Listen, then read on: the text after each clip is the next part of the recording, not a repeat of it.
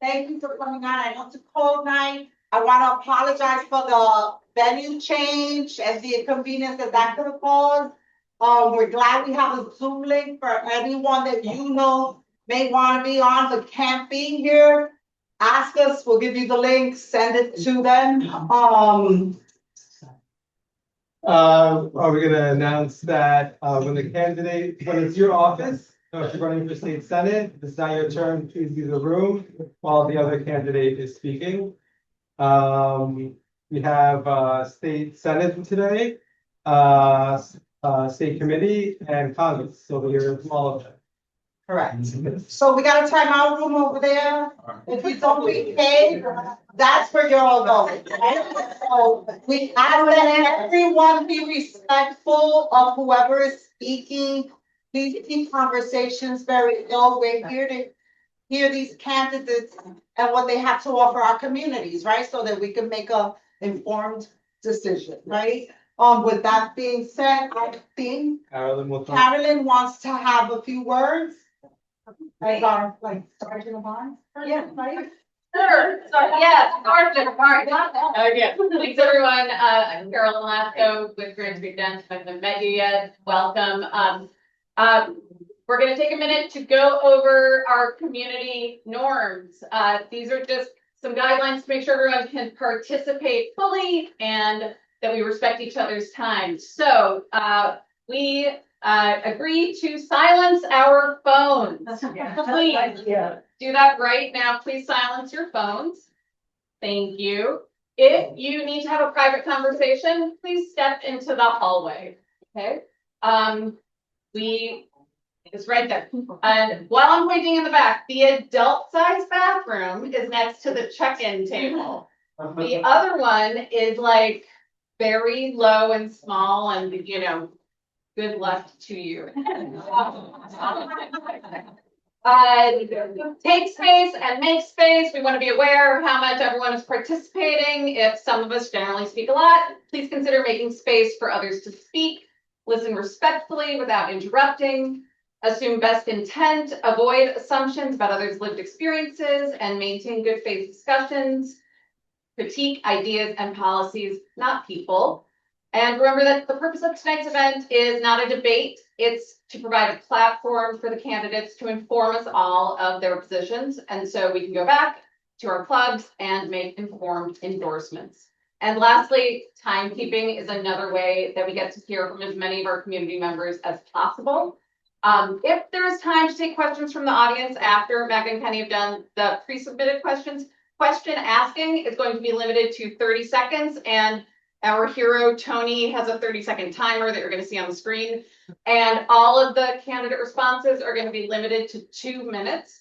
I'm going to be in the castle over there. And I'm going to give you all, the candidates are going to get a 15-second warning from me and then time. Okay, so we want to hear from as many of you as possible. So we're going to keep to that schedule. And if there are questions that you did not get a chance to ask, we have these beautiful index cards at the check-in table and little pencils.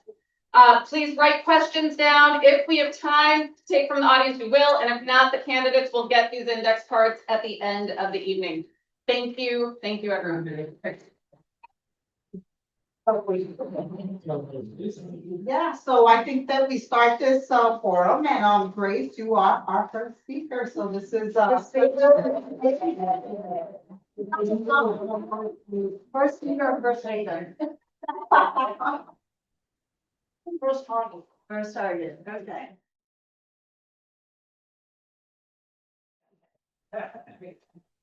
Good evening. Okay, I'm running for state senate because I believe real power comes from the people. And my career has always been rooted in organizing in this community to make that power felt. I've been in this work alongside the community from the very beginning of my political life. My career started here, organizing with this club and our neighbors long before I ever held a title. And whether I've won elections or lost them, had a formal title or not, I've never gone away because the thing that is most important to me is the work. Before I ever went to Albany, I stood with families in Lower Manhattan to keep them safe from a dangerous brownfield site. I organized with deaf tenants on the Lower East Side to fight back against an abusive landlord. And in both those cases, we didn't just protest, we organized and we won. I took those same organizing skills to Albany when thousands of NYCHA and Section 8 families were at risk of eviction. I fought even when people thought it was impossible and helped secure $400 million in the state budget so families could stay in their homes. I helped deliver historic funding for the Asian American community. I strengthened New York's hate crimes laws for the first time in 20 years. And I stood with sexual abuse survivors to help hold Columbia University accountable. I love this job because it allows me to make a difference every single day, not just through big legislation, but through hands-on constituent services. And over the last 3 years, my office has closed over 700 constituent cases, and we've welcomed over 100 interns into our office to give them an opportunity in public service. And we've done all of this with the smallest budget of any elected official in Lower Manhattan. For me, being a state senator isn't about a bigger title. It's about having more resources to scale this work and deliver for you. And I will represent over 300,000 people as your state senator, and I take that responsibility very seriously.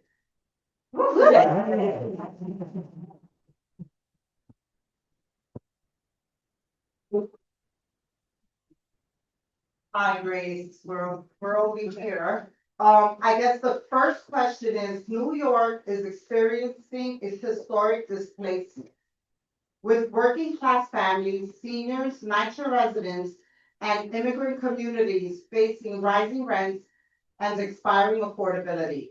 What specific legislation will you sponsor to expand deeply affordable housing, strengthen tenant protection statewide, and fully fund public housing capital needs?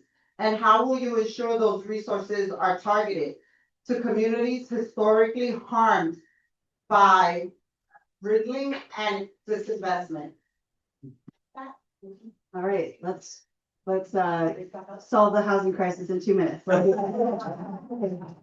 of all, I really understand what people are feeling with the idea of permanently affordable housing.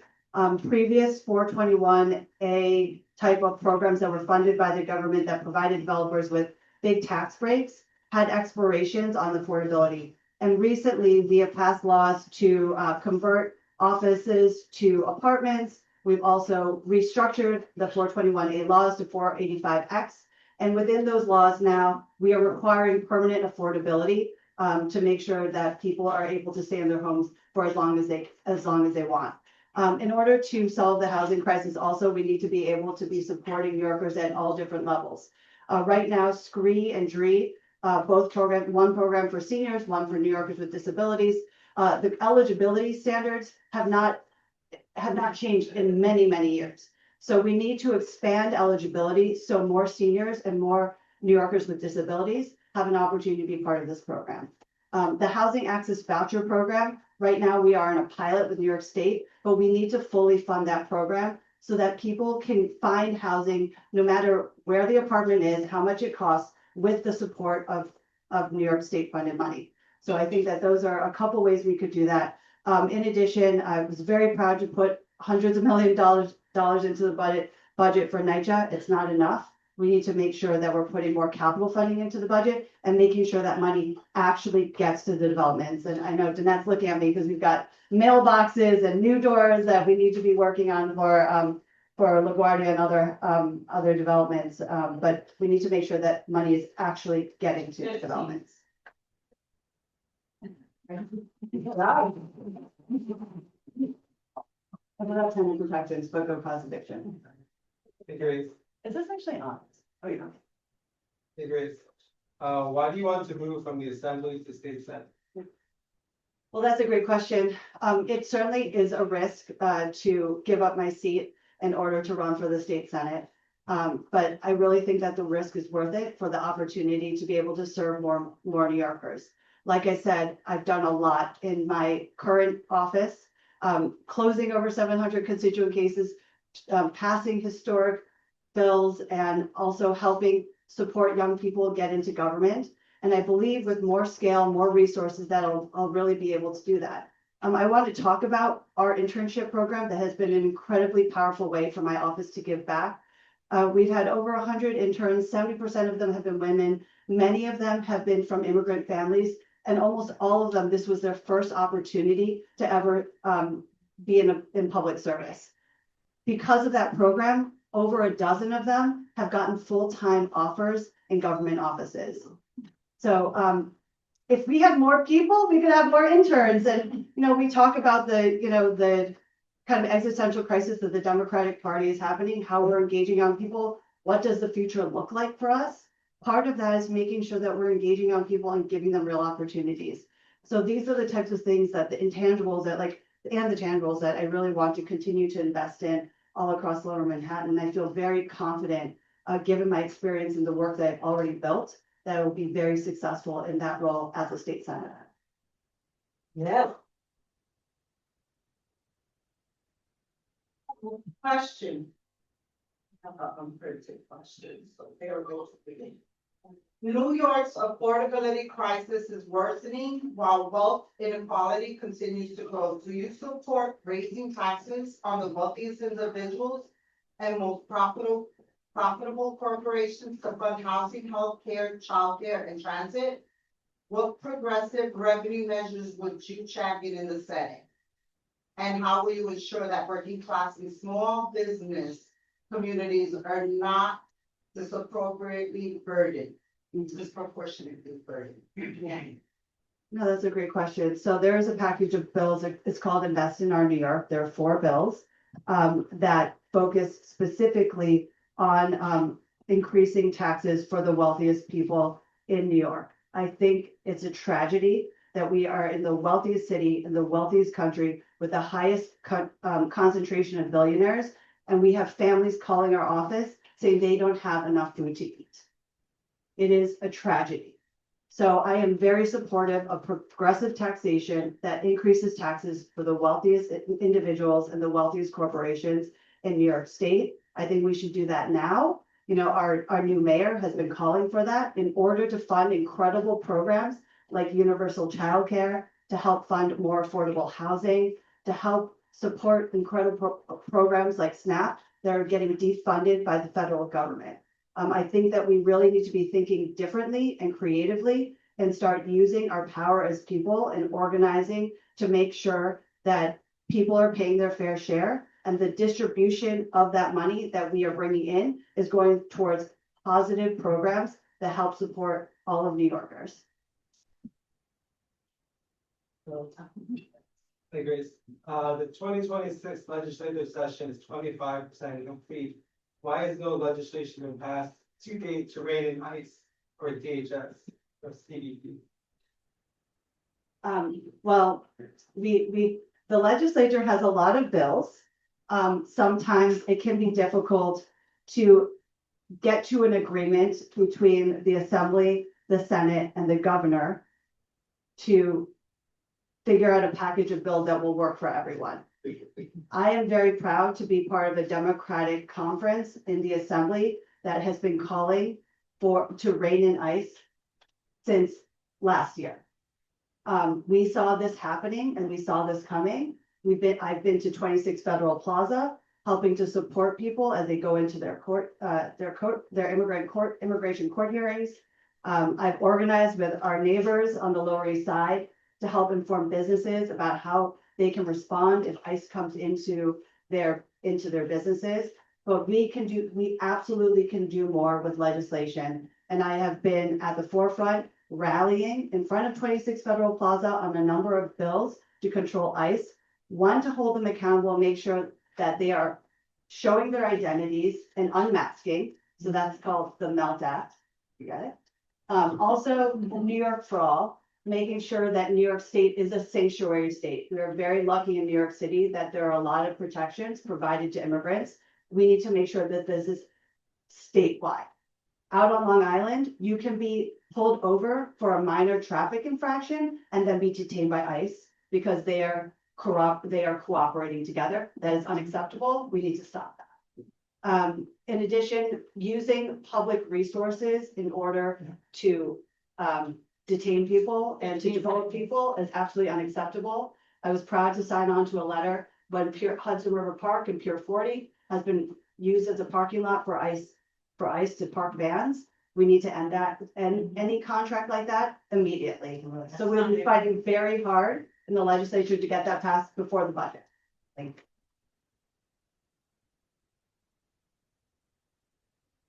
So this third question is, or next question is, communities across New York want safety, but they also want fairness and dignity. What policies will you advance to shift resource towards mental health services, violence prevention, and community-based care instead of expanding incarceration? How will you address racial, disparities in policing, pretrial detention, and sentencing through concrete legislative action? All right, well. Okay, how do we solve all of the criminal justice problems? You did how many? 2 minutes. Yeah, okay, we got it, okay, you know, there are bills like, elder parole, which is allowing people who have been incarcerated for a very long time to seek parole. So that's one, let me think about others, so, and making sure that we're moving people out of the system, when they are no longer, when they've done their time, they've expressed, you know, if they've been convicted, they've done their time, they've expressed, remorse, and they've changed their ways. It's time for them to be moved out of the incarceration system. In addition, sorry, I'm like trying to think of all of the bills that we work on right now. I think, also, sorry, I'm not as well versed on the criminal justice, bills. Can you repeat that again? Sorry. Oh, dear. Other question? Yeah, sorry. Okay, which part? Hold Just on. the front part again? Bear with me, I can close it. Can we pause the timer for a second? Yeah, Okay. sorry. So the end part of the question, The front part again? Yeah, how do I? how will you care instead of expanding incarceration? How will you address racial disparities in policing, pretrial detention, Okay. and sentencing through concrete legislative action? So, sorry, the mental health treatment, there are a number of programs that make sure that people who need mental health treatment, instead of incarcerating them, are taken care of and taken out of a system of incarceration and given support. I've been to court, I've visited mental health treatment programs that New York State is funding in order to make sure that people get the appropriate care that they need. That is a big problem that we are having right now, where people need housing, people need mental health care, and not to be put into a system that doesn't support them. And so I will continue to do that work while I'm in office. Thank you.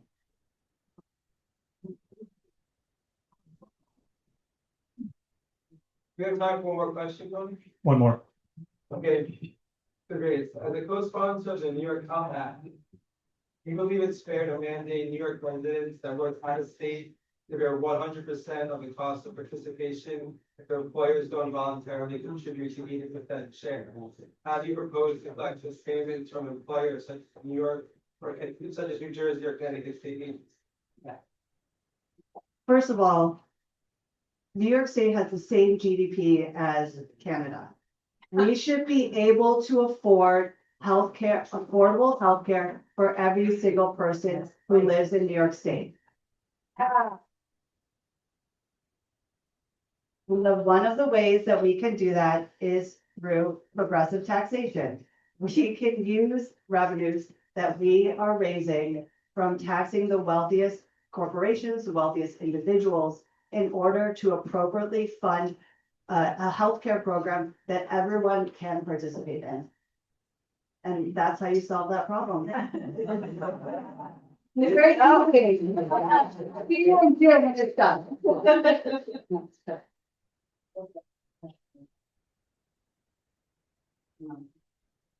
Oh, yeah, the questionnaires that the candidates filled out beforehand with all our questions are online, it's been distributed, And it's on your QR code on your program.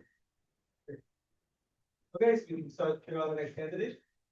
Okay, would you like to say 20 seconds closing? Okay. I just want to say I love this job so much. Like the idea of not being able to do it every day is something that I've had to grapple with in running for state senate. But I want you to know also that I make incredible sacrifices to do this work. My daughter wrote a birthday card and it was like, oh, the universe is so lucky. I don't know how the universe picks moms, but I'm so glad they picked you for me. And then it was like, we love you, Mom, except you work all the time. We love you, Mom, except you're in Albany a lot. And so I make those personal sacrifices because I know that the work I'm doing can make an impact on everyone in this community. And the opportunity to do that at a greater scale is something that I would love to do. And I would be honored and privileged to have everyone's endorsement in this room to be able to do it. Thank you. Thank you.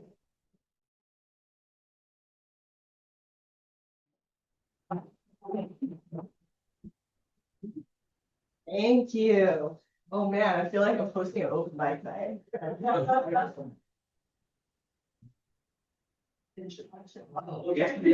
Minutes are fine. Oh, okay, I apologize. I did not realize that my 2 minutes was starting. So, a lot of folks in this room know me and some folks might not, but my name is Yuh-Lin Niou, and I actually was the former assembly member representing the area. And I just wanted to say, first off, it's a really nice thing to be able to see all of you again. I actually had a little baby.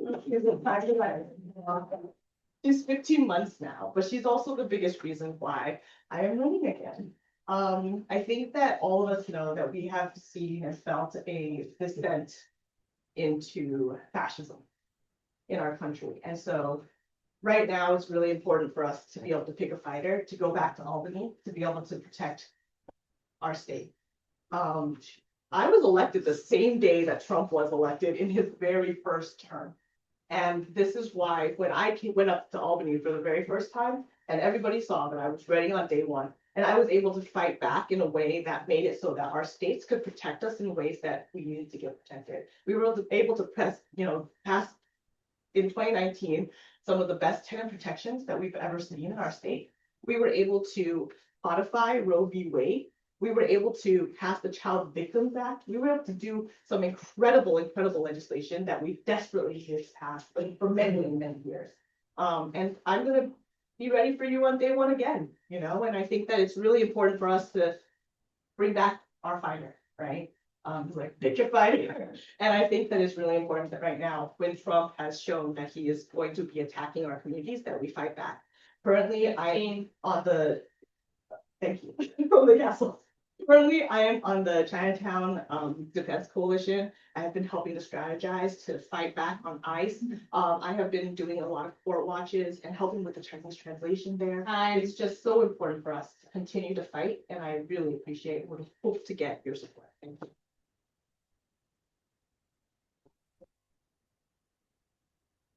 Okay, so here goes my question.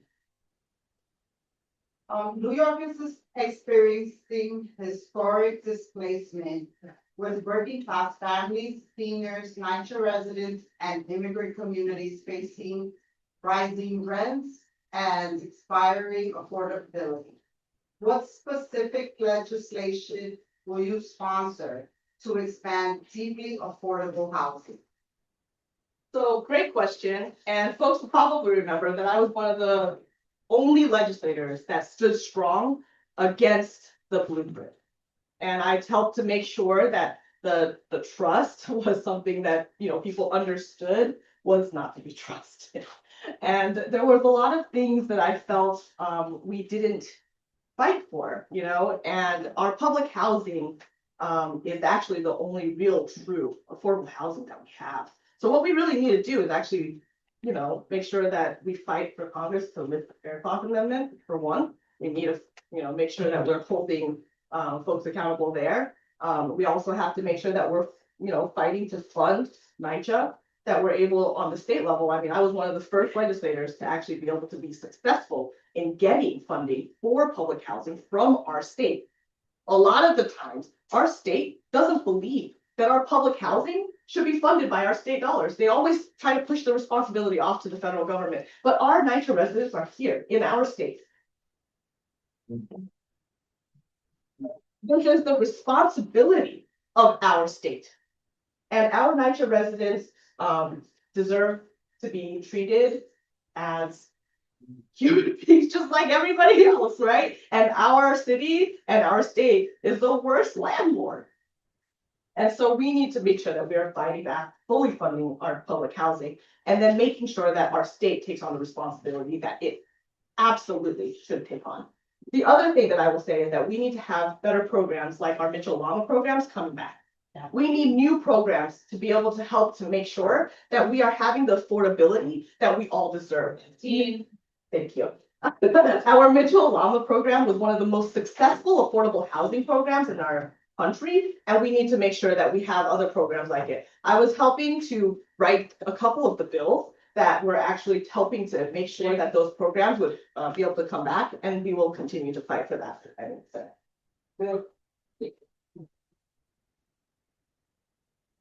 You previously ran for Congress in a very competitive primary. Now you've decided to run for state senate instead. Can you talk about what shaped that decision and what you feel you can most effectively accomplish at the state level right now, especially in light of how that congressional race played out? Sure, I think I ran a really great congressional race. We came within 1.3% inside of the primary, and it was the first time that we were actually, we were given an open seat for the congressional seat, and so, a lot of folks in the district and a lot of my supporters told me, like, this is an opportunity for our district to have the kind of people representation that we deserve. And so we ran an incredible race. I'm really, really proud of the team that I had, of amazing volunteers, and the incredible outpouring of support that I had, especially from this community. So, I think that folks know I was already planning on running for this seat. I had actually filed, I had actually petitioned, I was actually going to run for this seat before. And then we had the open congressional. So I turned to it for our community to be able to have the representation that I felt like we deserved. And I feel like, right now it's really important for me to run for this seat because, there's a race happening there. We don't know what the redistricting will be, but we know that seat, we have amazing candidates that are running for it. And so I'm running for this one because it's an open seat that I feel like my community, when I fought for, folks here in our community here in Albany, I really showed what good policy looked like, what good constituent services looked like. I was one of the most transparent, most responsive legislators, I think, in the history of Albany. Right? We were the ones who put together what constituent intake forms would look like. Everybody in Albany copied ours and asked us for ours. And we had an amazing team of volunteers, staffers. And I think that every single one of you who had known my team would say that we were operating at a transparency level that, most offices, can't say anything. So I will say that, I would bring that back. We will make sure that, folks will have the representation they know that they deserve, and that I will continue to service folks the way that I always have, which is with honesty and with authenticity.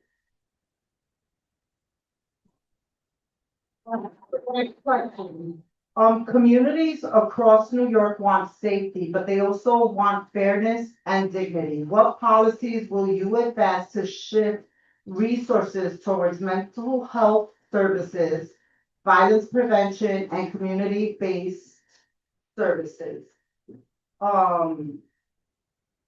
Sorry, I lost my place. How will you address racial disparities in policing, pretrial detention, and sentencing through concrete legislative action? So I was actually part of a class of legislators that actually worked on making sure that we had more transparency within policing. There was a couple of pieces of legislation I think that people are very aware of right now, the qualified immunity bill. I think that it's really important that we, can be able to see what officers are doing. And I think that one of the things that we have to think about when we're going up to Albany is, of course, to tax the rich. We have to tax the ultra wealthy, and we have to make sure that we are holding corporations accountable and fighting to make sure that we have the resources necessary to bring services to our communities. It is impossible for us to keep on pretending that things are okay as is. And we have to make sure that we have, services like childcare. Our government right now is fighting to take TANF, right? They're taking services from people with disabilities. That doesn't keep our community safe, right? That doesn't make it so that people who have been, discriminated against in our communities are going to be safer, right? What we need is services like long-term care, right? Childcare, healthcare. These are the things that we need, and we need to make sure that we're providing them. And the only way that we can do that is to make sure that we are holding the wealthy and the corporations that are pillaging from us, like, responsible. Yeah.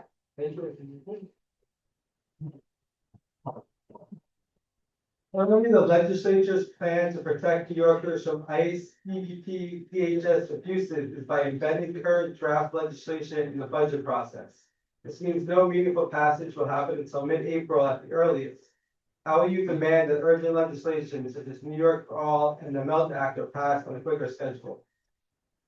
Well, I have fought for healthcare for all, I fought for New York for all for a very, very long time. So I think that when we're asking for things to pass quickly, we have to make sure that we have the right people in office to do it. That's really what it is. In 2019, when I was able to help to break the IBC, when we were able to fight off Cuomo, I was able to vote against his budget, stand up to him, and then make sure that we had Democrats who were saying that they were Democrats, but then voting with the Republicans. When we were able to vote them out, we brought in a whole new slate of senators and assembly members that helped to make sure that the things that were held up in Albany were finally passed. Where there is a will, there is a way. And when you need a fighter, you need to vote for a fighter. You need to make sure that your fighter fights for you. When things have not gotten better, and when things have continued to get worse, we know that we don't have the right leaders in place. So right now I'm asking you, I'm begging you to send me back, because when we were able to do the things that we were able to do in the time that I was the legislator, we can do it again. We can fight for the things and continue to fight for the things that we want in our district. So, that's an easy question, really. Vote for me. The New York Health Act calls for New York State residents that work out of state, example, in New Jersey, to bear 100% of the cost of participation. Do you agree with this approach? The New York Health Act Calls for New York State residents that work out of state, example, like they work in New Jersey, to bear 100% of the cost of participation. Do you agree with this approach? I mean, I think that anything that will help us to be able to have New York health care for all is a really, really important thing, right? If you're wherever you're working, you're still paying your taxes here because you're living here. We have we have sales tax, et cetera. So we have to make sure that we are, that people are paying their fair share. If they're gonna be using the healthcare, they should be paying for it too. Thank you so much for that, Your question. We have time to take, what's our time? There are 3 minutes left. Okay, so we can take one question from that. Unless I'm fast. Yeah. Are there, did anyone have a question written down for Yuh-Lin? No? Okay. Oh my gosh, I covered everything. And again, Yuh-Lin answered a lengthy questionnaire online, that QR code. Thank you. Oh, there's a question. Oh, there is? Yeah. Oh, okay. Great. Can you come up to the microphone? The microphone come to you. Okay. And I also just want to say that folks can feel free to reach out to me. My phone number hasn't changed, and you also know where to find me. If you have any questions, I'm happy to answer them. Thank you. Good evening. I was a bit tardy, so please forgive me if this question has already been answered. But with regards to all the changes that are coming to the discussed benefits such as SNAP and all the things that come with the big B word bill, what initiatives or what kind of approach would you take to ensure that individuals in communities such as Nitro or any low-income communities that thrive off these benefits or try to survive off these benefits are not just are educated and aware of the changes that are coming? You know, what kind of outreach strategies and general policy would you put together to support that? Thank you for that question. First off, I have done, a lot of outreach. We always used to have quarterly town halls. We used to also have, a lot of our letters would go out. We had a lot of response from our office, and we helped to make sure that folks knew when, big changes were happening legislatively through a lot of different avenues. But I will say that in a bigger answer of things, the state actually needs to help. Our federal government is taking our benefits. Our federal government is hurting people with disabilities purposefully. Donald Trump has attacked people with disabilities, people with chronic illness, seniors specifically. Donald Trump has attacked immigrants. Donald Trump has attacked so many of the working families that, literally depend, and I mean, use the word survive, but depend on just the basic amount of health. And we're taking it. And the state needs to be able to bridge that gap. And the only way that we can do it is to tax the rich. Right now, folks know, like when we had the Affordable Care Act happen, because it didn't cover everyone, the state needed to build the New York State health portal. And we need to make sure that the state also bridged those things. When we had Medicaid Part D actually fall apart and there was a hole in it, the state had to bridge that gap. We have to bridge the gap. When bad things happen on the federal level, and we know that that's happening, the only barrier and the only protection that we have right now is the state. And so the state has to do the things that the state should do. And we have to have, again, the fighters it takes to do it. Thank you.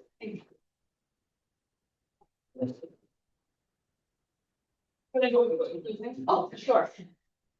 So, I apologize. I thought that was but yeah, it's okay. Yeah, no, it's okay. I really appreciate if you give a politician more time, we won't pay them. So I wanted to say thank you so much for taking the time to hear me out, but I think the message is very clear. What it is that we need some fighters back up in Albany.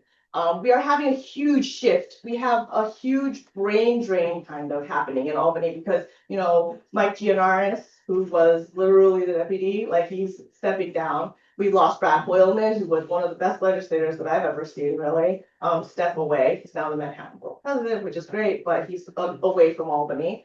We have Brian leaving. We have a lot of folks who are, in the Senate leaving. And so we have a lot of space to make changes. It's really important who you choose. It's really important who you choose. And I think that you have to choose somebody who has time and time and time again stood up against the powers of Cuomo, stood up against the powers of our federal government, who has stood up time and time again for us. And I think that, I have always tried to be your fighter. I've always been the person that has been fighting for our community from day one. Every single one of my bills was inspired by us. Every single time that I went to Albany, I fought for us. Every single time that we were fighting for a better budget, it was for us. The AAPI funding that I was able to get, it started for $300,000. And then we were able to double that, and then double that, and double that again, until now it's $30 million. Since I stepped away, it hasn't grown.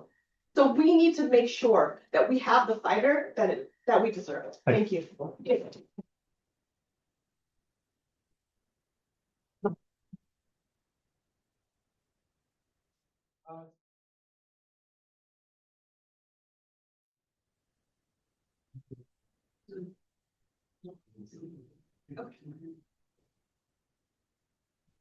Hi, everybody. My name is Sommer Omar.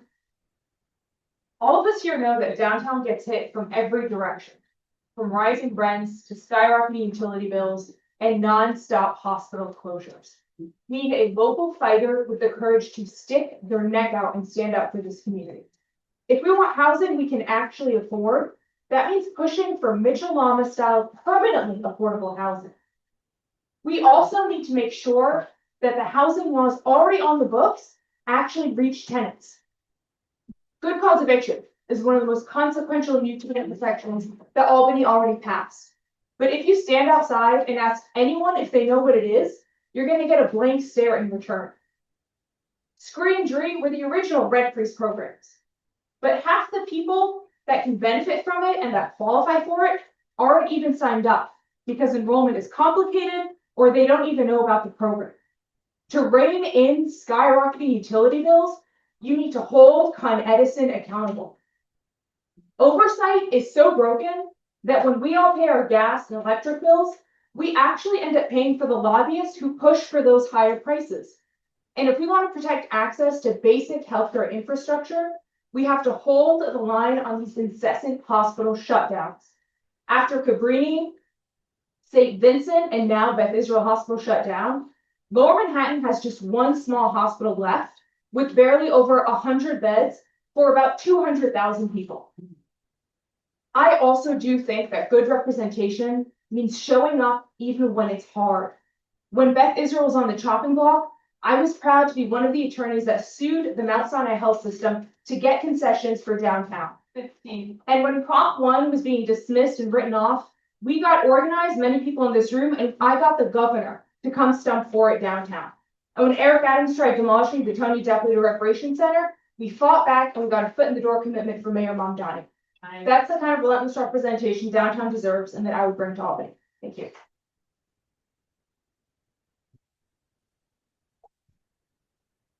Hi, Sommer.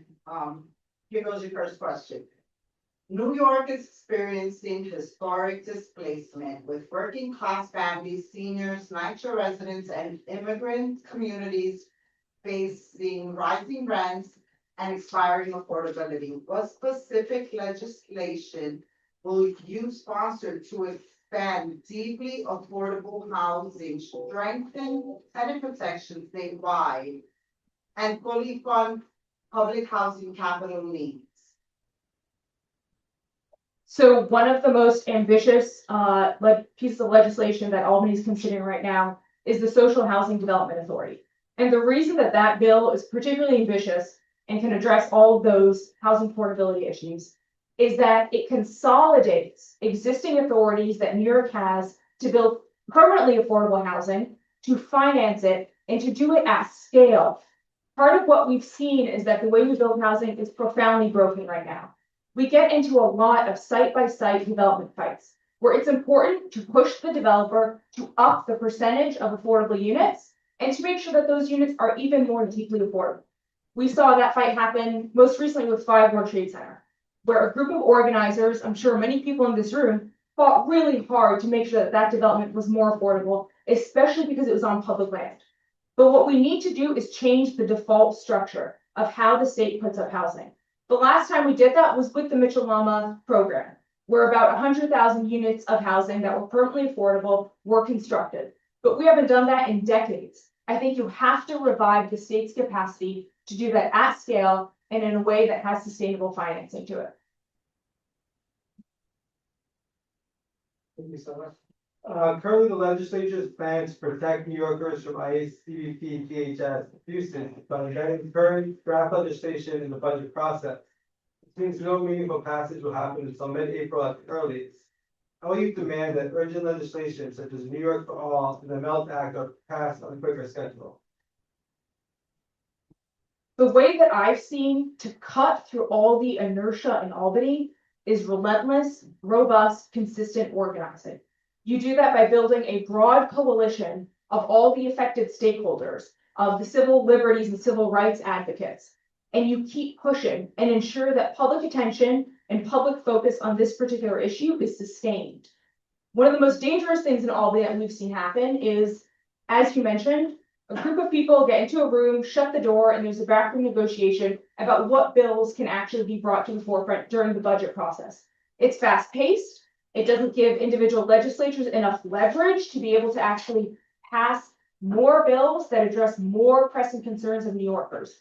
But what does work is unrelenting public pressure. The reason that childcare has been pushed to the forefront, as we saw most recently, is that organizers have been relentless for years to make sure that the grassroots are engaged, to make sure that there's press attention and pressure on a wide range of elected officials. That's what cuts through the inertia in Albany, and that's what keeps the pressure up until these bills get passed. Next question is, New York's affordability crisis is worsening while health inequality continues to grow. Do you support raising taxes on the wealthiest individuals and most profitable corporations to fund housing, healthcare, childcare, and transit? What progressive revenue measures would you champion in the Senate? Yes, I do support raising taxes on wealthier individuals in addition to very profitable corporations.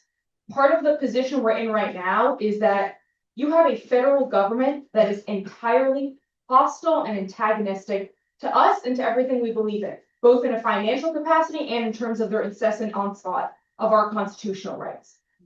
New York City is the wealthiest city in this country by far. We are resource rich and there's no denying it, and we can see it even just walking around downtown.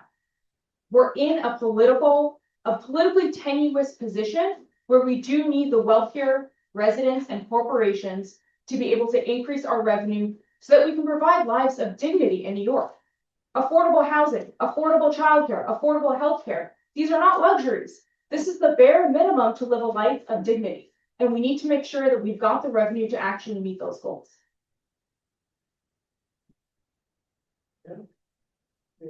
What structural fixes do you propose to be made to the way affordable housing is calculated?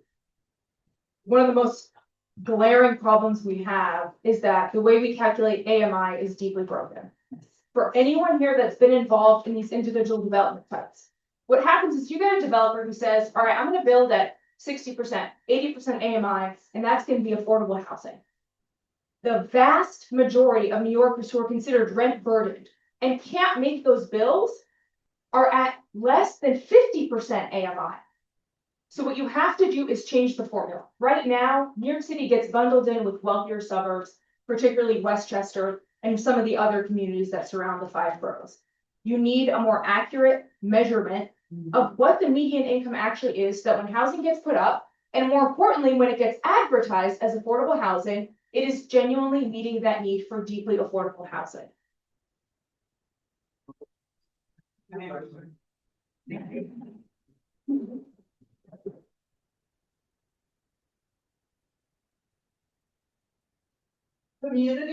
Communities across New York want safety, but they also want fairness and dignity. What policies will you advance to shift resources towards mental health services, violence prevention, and community-based care instead of expanding incarceration?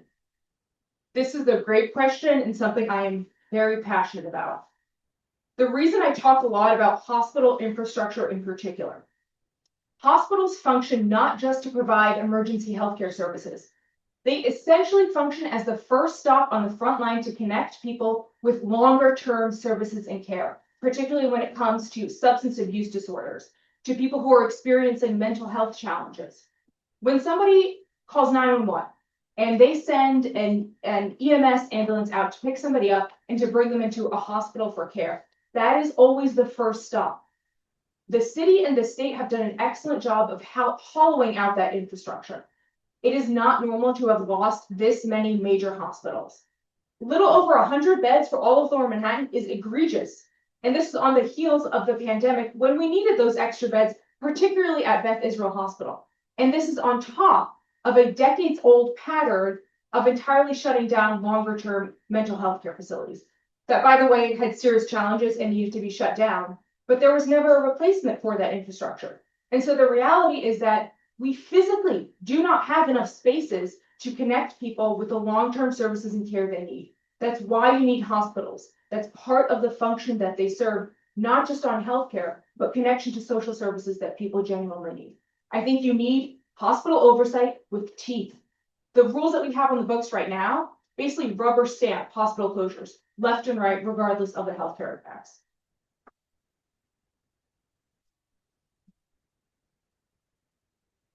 One more question. The New York Health Act calls for New York State residents that work out of state, like in New Jersey, to bear 100% of the cost of participation. Do you agree with this approach? The New York Health Act is probably the most ambitious piece of legislation that tries to fix our current healthcare system. I don't think there's any dispute, even in this room, that the system we have right now doesn't work. New Yorkers pay some of the highest prices for healthcare. We have also been made entirely vulnerable to the political whims of the federal administration. ACA subsidies have been cut, which means that premiums are about to double for a lot of people. Medicaid has been slashed. All of that in sum will affect millions of New Yorkers and the price of healthcare. What we need is a willingness to acknowledge that the system is deeply dysfunctional. It's expensive and the care is fractured and inadequate. I do think that New York Health Act is worth exploring. I would be a co-sponsor, and part of getting out of this healthcare mess we're in is getting to the negotiating table with stakeholders. That includes healthcare professionals, certainly the unions who have a stake in this, and understanding what particular fixes we need so that we have genuinely universal and affordable healthcare. We got 3.5 minutes left, so it's either closing or more questions. So, anyone have questions? 1, 2, 3 questions from the floor. How much time do we have? Just 3.5 minutes. Yes, Two quick questions. I live in Jacob East houses, and Jacob East was built on top of a manufacturing gas plant. And since February of 2023, I've been documenting everything that's been happening here, because I just recently moved back after being gone for a while. What can we do about that? Because right now they're disturbing our soil and letting out the gases into the air, and sometimes they have stats that are pointing up into the apartment buildings. And I have a brother that I'm taking care of, and I have a lot of elders that depending on me to help with that situation. What can you do to hold them accountable? One of the first things I would do is work with the tenant leaders. Those are the leaders who are in on the ground. They have been in these fights before. They're the experts, particularly in knowing who to talk to and where to apply pressure. The thing that I think is helpful for an elected official to do is to apply pressure to whoever needs to pick up that call. And the first order of priority is tenant safety. If people are suffering urgent healthcare issues, then you raise an alarm. I have 3 years. We're gonna try to get to as many people as possible, so, Sommer, if you're finished with your answering portion, we're gonna move on, but if you have more that you wanna answer, go ahead. That's it, yeah. I'd love to hear more about it. Yeah. Okay, great, so I saw Nina and I saw Jessica. There's a hand over there. Got 1.5 minutes left. Nina and Jessica, Okay, I can ask a question. You're elected and $5 million lands in your lap. How do you spend it? With $5 million, I would expand emergency healthcare services. I would figure out a way, sometimes that means tacking on particular surgical services to existing they're called souped up urgent cares. We truly do not have enough of it. And this is an enormously dense population. And it takes one healthcare scare. It takes one person getting stuck in traffic in an ambulance, and all of a sudden you've got mortality risks on your plate. I would invest it into emergency healthcare services. Thank you. Your short closing, and then we'll. 30 seconds, so basically 30 seconds. Okay, I'll try to be very quick. Okay. Let me just say that I know I'm a new person in this room for many of you. I hope to earn your trust, but more importantly, I want to keep building on this relationship with Grand Street. I've organized with some people in this room on Beth Israel, on the Prop 1 fight, on the Tony Depp Rec Center fight. Lower Manhattan shares a lot of the same concern across the entire district. Yes, there are variations, but we are better when we organize and we coalition build together. And I hope to be able to continue to do that with Grand Street. Yeah.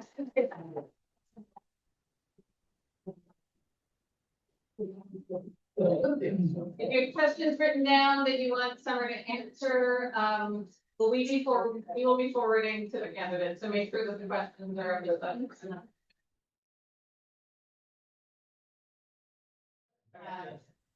Hi, everyone. My name is Fannie, and I'm running for state committees because Lower Manhattan needs a stronger democratic voice.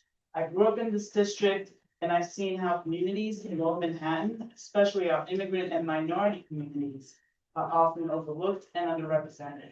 Back in the early '80s, when the residents were fighting the original Chinatown jail, Mayor Cox said to the residents, "You don't vote, so you don't count." This is a reminder that our votes are our voices. They determine whether our neighborhoods are taken seriously and where resources and political attention go.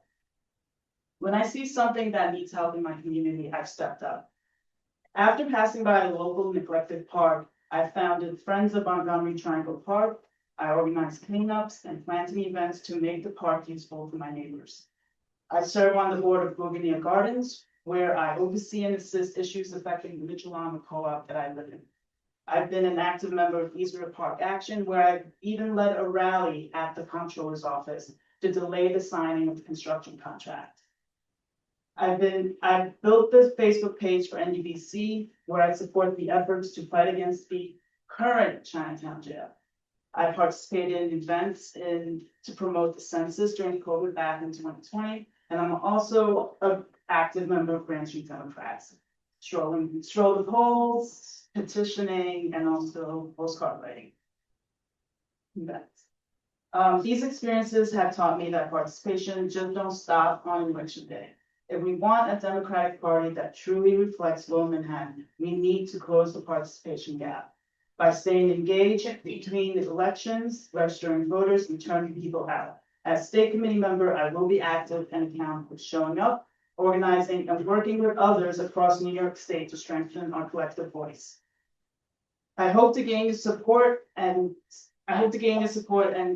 your endorsement tonight. Thank you.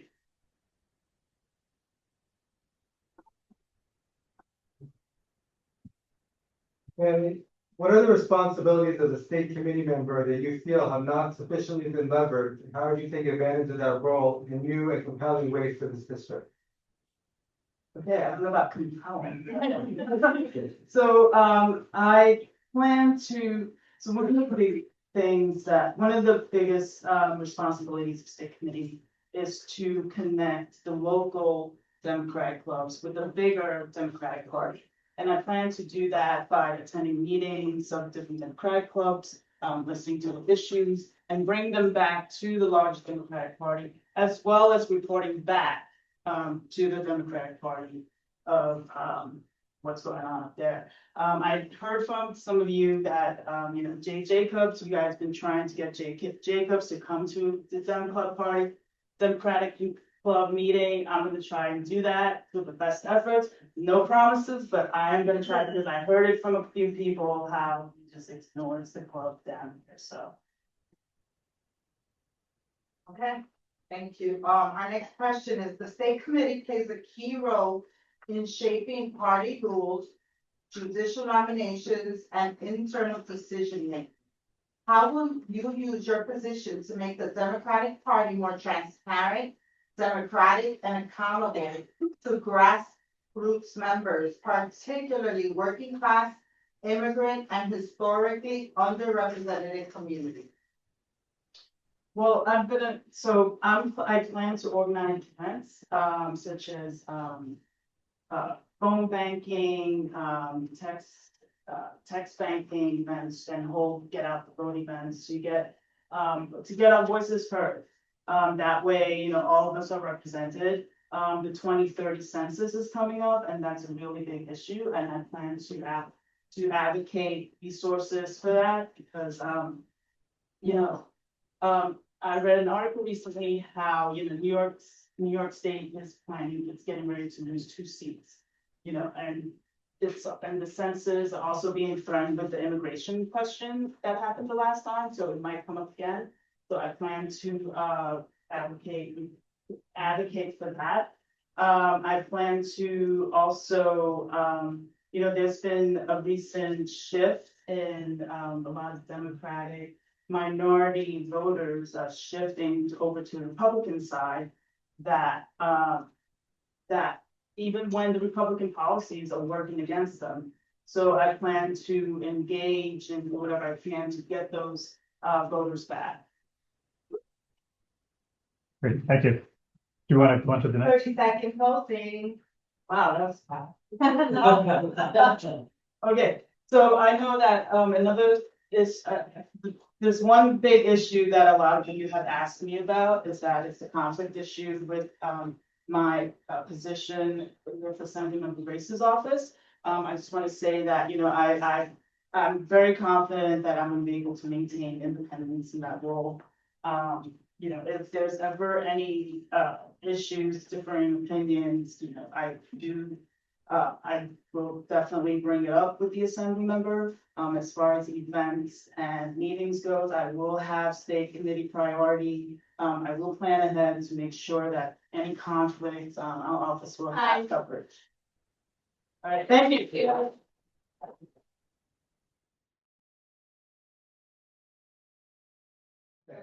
My name is Morton Minsley. I am running for the male representative to the New York State Democratic Party State Committee for Assembly District 65. I did serve sort of in an interim capacity in that position 2 years ago.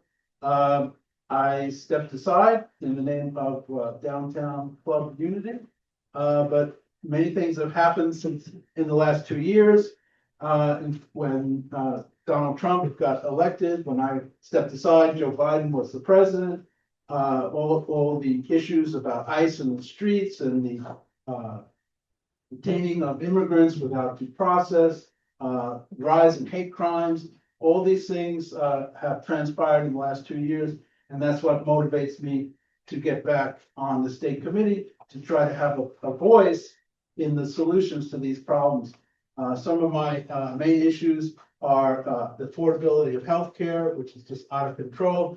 Even if you have health insurance under the New York State of Health website, you're paying for insurance that doesn't cover everything. You can go into have an illness that costs you thousands of dollars because of the high deductibles.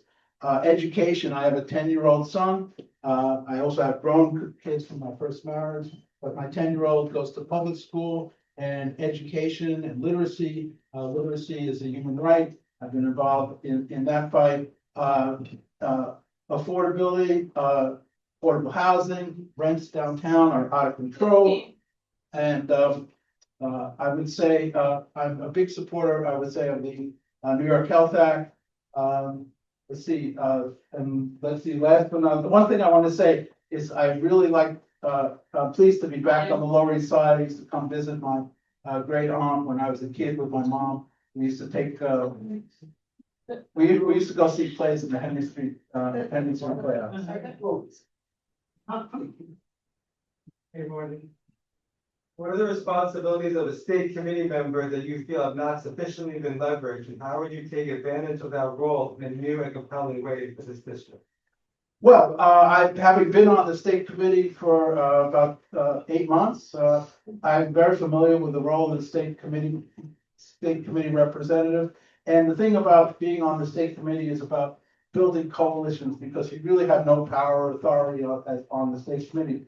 So when I was on the state committee, I was able to make friends and acquaintances and connections both in the city, outside the city, and throughout the state. And joining with various coalitions, caucuses. I was on the Progressive Caucus. I was on the Jewish Caucus. I even stayed involved in the caucuses after I left the state committee, sort of showing up, even though I'm no longer on the state committee. But because I had great relationships, I was able to maintain a presence and contribute my thoughts and ideas to various policy initiatives. So that's the main thing, is to combine with other like-minded representatives to push the Democratic Party for the policies that we believe in. Okay. The next question, the state committee plays a key role in shaping party rules. judicial nominations, and internal decision making. How will you use your position to make the Democratic Party more transparent, democratic, and accountable to grassroots members, particularly working class, immigrant, and historically underrepresented communities? Well, that's a great question. I love that question. Now, the thing I experienced when I was on the state committee was that everything was top down. Or many things were top down. You got an order and you expected to obey. It's like kind of like the Supreme Soviet was back in the day. I think there's a greater need, and by joining coalitions and in moving the Democratic Party to the positions that we believe in and advocating as members of the state committee. For example, when they were doing elective rallying state committee people for Kamala Harris, they had a Zoom call where everybody, it was like a webinar. We couldn't say one word. We were told exactly what we would be doing. I don't think that's right. I think there should be a way for the members of the state committee to have voices and to come together and influence the policies that we want to see. Thank you. 30 seconds. 30 seconds. 30 seconds to finish. Well, I hope I have your support. I look forward to being able to rejoin the state committee and again to pick up where I left off, making contacts and alliances throughout the state, the city. It's just I've been involved with this for 4 years. I used to live on the Upper West Side. I was involved in politics up there, and I was a member of Park River Independent Democrats. Then I got out of it, but I got back into it in 2016 when Trump was elected for the same reasons that a lot of people feel to fight this terrible regime.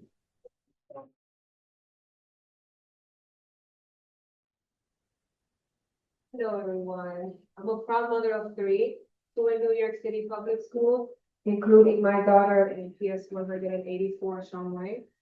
Happy New Year to everyone. And when attending college, I'm also a librarian.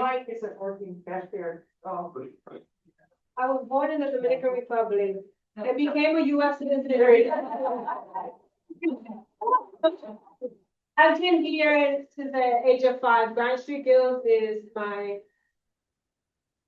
home. This is where I started my advocacy for the love of my community. I live in Section 8 housing.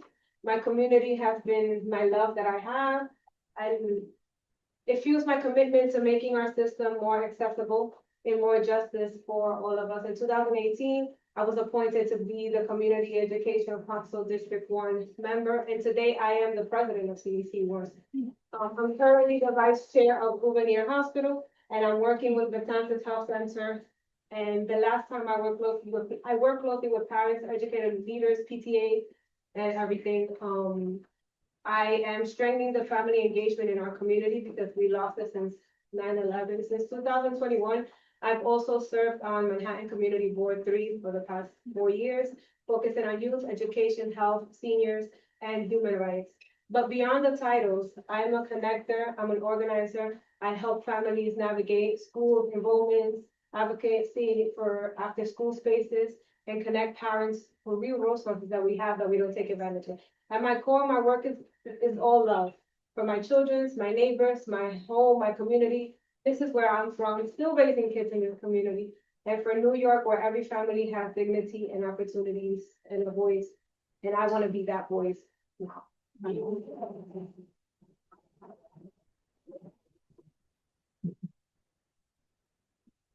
What are the responsibilities of a state committee member that you feel have not sufficiently been leveraged? How are you taking advantage of that role in new and compelling ways for this district? So I think that for the past few years, as a state committee rep, we have not been represented correctly. We have been missing so much information. We have been missing so much opportunity to take advantage of what a state committee is. I am going to focus more on connecting, bringing together, having informed informational sessions to teach our residents and to teach our community that their voice counts and that we need to make decisions for our community and not let others do it for us.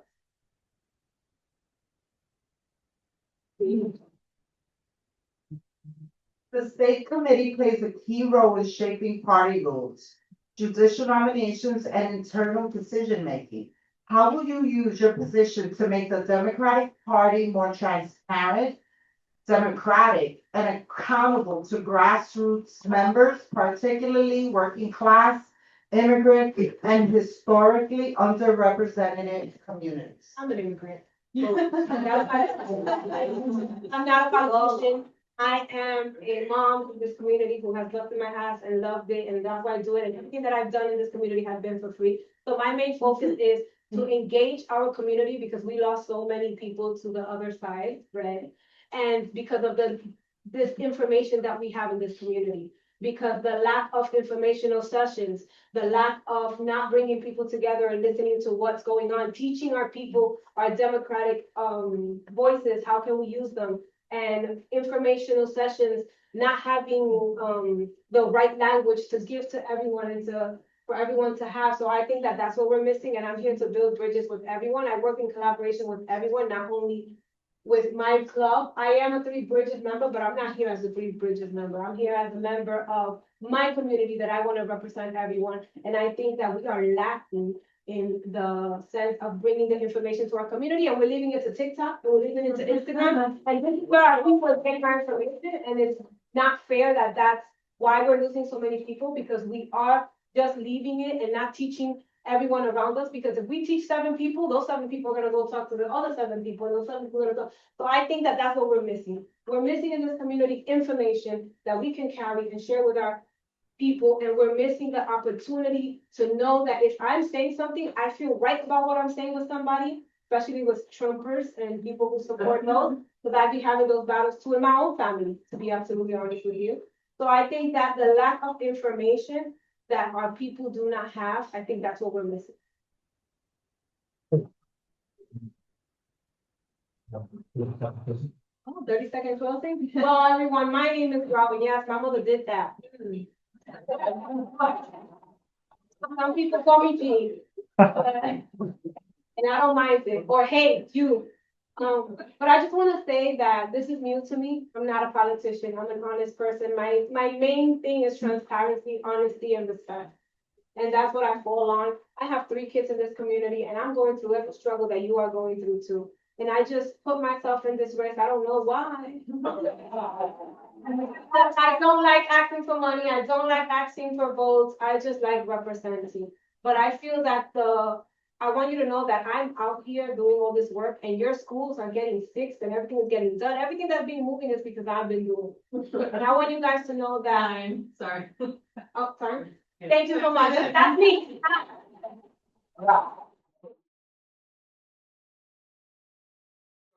Thank you, Caroline and Tony and Joe and Jessica and Kenny and Whaley, and especially all of you guys for being out here. I'm Brad Lander. I'm running for Congress in New York's 10th Congressional District, where we are all sitting. This is, as you know, a 5-alarm fire for our democracy. And we need candidates who make change by organizing together with their neighbors, who put their bodies on the line when that's what's required, who have a track record of winning campaigns and passing legislation that makes a real difference in the lives of working people, working class folks, tenants, public school communities, public school parents. Somebody who is a team player who can work with our mayor in Congress to deliver for New York City, and somebody who knows that everyone all around the world, here and abroad, deserve fully equal human rights. And that's why I'm running for Congress. Before I ever was in elected office, I spent 15 years running 2 nonprofit organizations, the Fifth Avenue Committee and the Pratt Center for Community Development, fighting evictions, creating job training programs that helped over 10,000 people get living wage jobs, renovating and building thousands of units of affordable housing in our neighborhoods. I ran for city council, where I helped create the Progressive Caucus, bring participatory budgeting to New York City, passed the legislation that made New York City the first place in the country to guarantee deliveristas and Uber drivers a living wage, protect fast food workers from abusive schedules and unfair firings, helped integrate the middle schools of Brooklyn's District 15, all tough fights that were won by organizing together with neighbors. What I learned at the Grauven committee, and then that work for the city councils. Change comes from organizing with your neighbors from the ground up and not from the top down. Worked hard as controller to hold Eric Adams accountable for the pension funds to record levels while fighting Mayor Adams' efforts to take healthcare away from our retirees and seniors. Mayor's race, thank you. Mayor's race didn't go exactly as I mapped it out, but I feel really proud of what we did, showing New York a way to build a politics of solidarity for our values. And that's what I'm going to bring to Congress. I look forward to answering your questions. I look forward to having your support so we can make change in our city, so we can make change in Congress, so we can win a city that works for everyone. So thank you. Can you hear me okay? You can hear me okay? Many Jewish, especially pro-Zionist New Yorkers feel unsafe right now. What concrete federal actions would you champion to ensure their physical and psychological safety in schools, synagogues, community centers, and public spaces? And would you support strengthening federal civil rights guidance so that harassment, exclusion, or threats directed at individuals for being Zionist or perceived as Zionist are recognized prosecuted as anti-Semitic discrimination? No, thanks very much for the question. Look, I am a proud Jewish New Yorker. Raising my Jewish kids in this city has been one of the joys of my life. I take it very seriously. I've been out on the lines with folks who are ultra-Orthodox, with folks who look like me, with folks who are much more visibly Jewish. And there are more things Congress can do to help. Congressmember Jerry Nadler has legislation to provide resources that make sure cities can protect their Jewish communities and all communities. Felisa Wisdom, who was just appointed to be the director of the mayor's office to combat anti-Semitism, someone who I've worked very closely with at New York Jewish Agenda. We know what it takes to protect anybody going to pray, but certainly Jews. But I will say, I do not support federal legislation that would define anti-Semitism as basically, criticism of Israel or anyone who doesn't support. I support the vision of Israel as a Jewish and democratic state. Right now, it's not acting consistently with Jewish or democratic values, and people who say that should not be viewed as anti-Semitic. There is legislation in Congress that I believe my opponent supports that would define anti-Semitism in a way that would make people who don't support that vision of Israel as a Jewish and democratic state defined as anti-Semitic, and that won't make Jews safer. I don't believe it'll make people who consider themselves Zionists safer. I just think it will promote more deportations of people for their free speech and keep us at each other's throats. In part, I am running this race because I believe everybody deserves safety and dignity and freedom. And that includes Jews and Muslims and everybody else in the 5 boroughs. And that includes Palestinians and Israelis. I believe we need someone in Congress who sees what human rights are more strongly, who's willing to fight for them. Earlier this week, I committed to co-sponsor the Block the Bombs Act that would stop sending U.S. weapons, the 2,000-pound bombs that have destroyed the schools.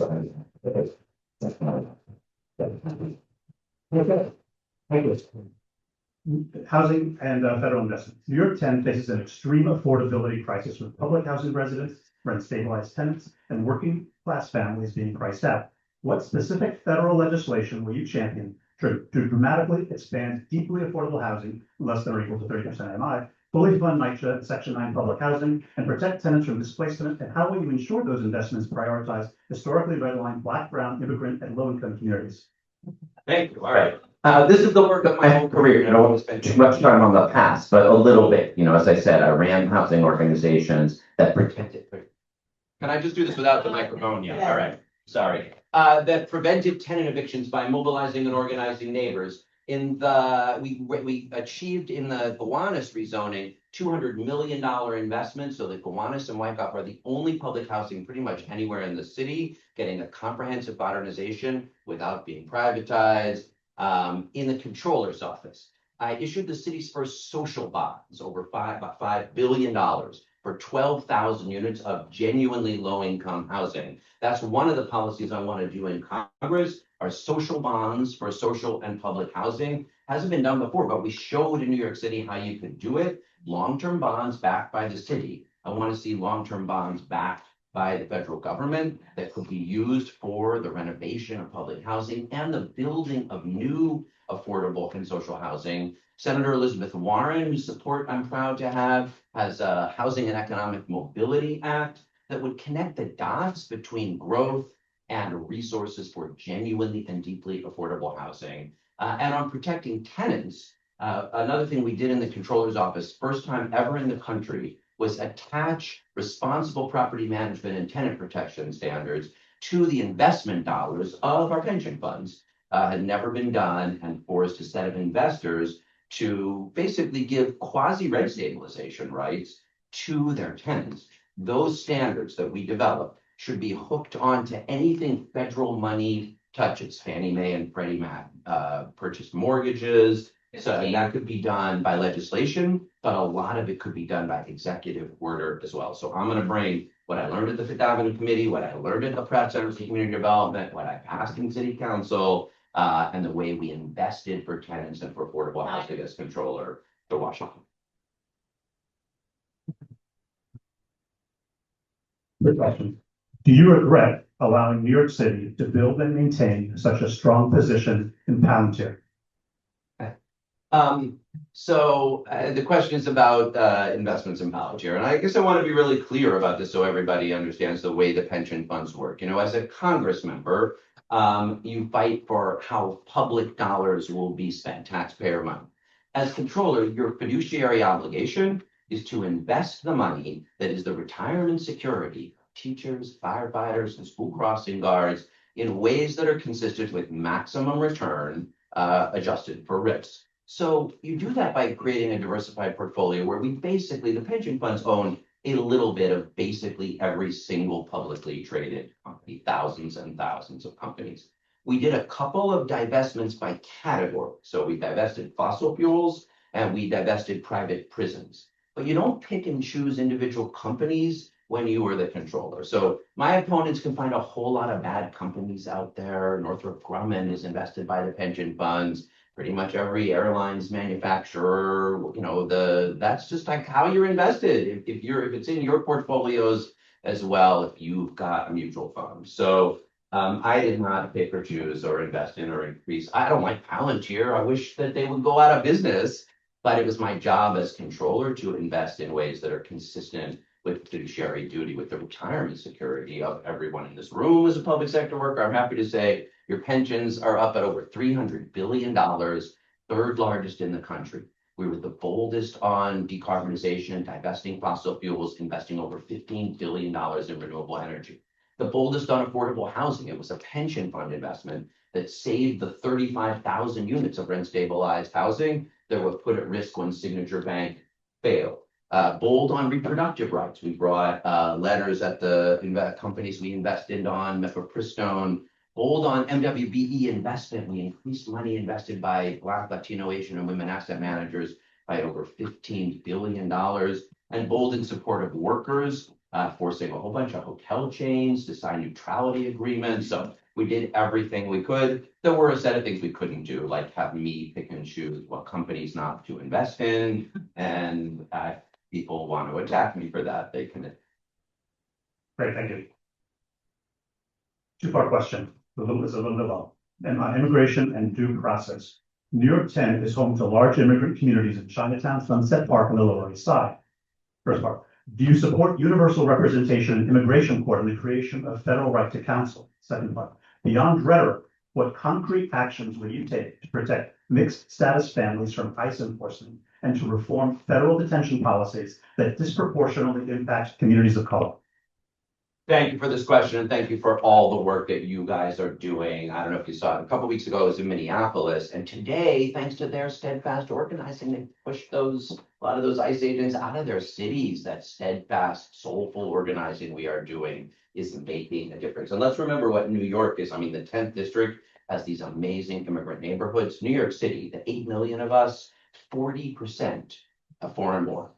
50% of people live in mixed status households, including 1 million children. Like, this is the future of New York City. Like, when we say our immigrant neighbors, it is us, it is our city. That's why I've been in immigration court every week since June, accompanied accompanying people, bearing witness, and trying to bring more resources. I absolutely support universal representation. I helped win it here in New York City when Melissa Mark-Viverito was the speaker. She created the New York Immigrant Family Unity Project that provides the resources to get representation in immigration court to people facing deportation. Well, we won $50 million both at the city and the state level last year that is flowing in to bring habeas proceedings to help people have representation when they face what's going on. And so, yes, I will absolutely make sure to fight for that representation, for that increase of resources in Washington. Today, I was in federal court because I was arrested for trying to demand access to the 10th floor, coming out of the time that I was arrested, accompanying Edgardo and other folks out of 26 Federal Plaza. And the reason I'm taking that case to trial, what they're accusing me of is unreasonably obstructing the usual use of 26 Federal Plaza. Well, someone is unreasonably obstructing the usual use of Federal Plaza, but it's not me, they got the wrong guy. It is ICE, and we are going to keep building this movement on the ground, in the courts, in the streets. Join hands up, get your whistle, talk to your businesses, and in the halls of Congress to provide the resources.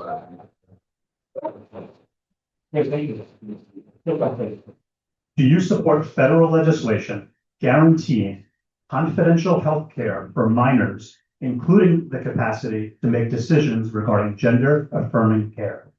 Yes, I mean, the healthcare should be between a doctor and an individual and their family, and individuals ought to be able to get gender affirming care. Another thing I did today after I got out of my hearing at the federal building was to go to Stonewall, where the pride flag was re-raised that Donald Trump's lackeys took down last week. And that's about history and not allowing Donald Trump to erase the LGBTQ, the queer liberation history that is New York City. But it is also part of making sure that lesbian, gay, bisexual, and transgender folks have the health care and that they need the gender affirming care. And Donald Trump is trying to strip that away as well. New York City can insist on both providing it at health and hospitals, but also enforcing the New York City human rights law, which I was proud to help strengthen when I was in the city council, which protects people from discrimination for gender identity or for sexual orientation. So the private healthcare institutions as well in this city cannot discriminate and have to provide healthcare to everyone. And I would like to make sure that that's the protocol. Public safety, health, and racial justice. Communities across New York want safety, but they also want fairness and dignity. What policies will you advance to shift resources toward mental health services, violence prevention, and community-based care instead of expanding incarceration? Next part. How will you address racial disparities in policing, pretrial detention, and sentencing through concrete legislative actions? Okay. So together with our public advocate, Jumaane Williams, when we were both in the city council, I was proud to co-sponsor the Community Safety Act, which was the legislation that helped end discriminatory stop and frisk, strengthen protections against bias-based profiling. It's been used by African Americans, it's been used by transgender folks who experience discriminatory policing. That law is working even with Eric Adams. We drove down discriminatory stop and frisk thanks to that legislation. That ought to be federal legislation that we were able to pass in the city council. In my campaign for mayor, my #1 platform was a program to end street homelessness for people with serious mental illness. And I've spent a lot of time with the Mamdani administration talking about what can be done on that front. One thing that would be done on that front that would matter enormously is on the federal government. So about 15 years ago, Congress created what are called VASH vouchers, vouchers for veterans who are homeless and, sleeping on the street. And it enabled us to basically end street homelessness for veterans. We could do the same for homeless people with mental illness with a pretty modest number of federal vouchers that go specifically as emergency vouchers to get somebody who's homeless and mentally ill into permanent supportive housing. There's only about 2,000 or 3,000 people like that who are sleeping on the street with serious mental illness.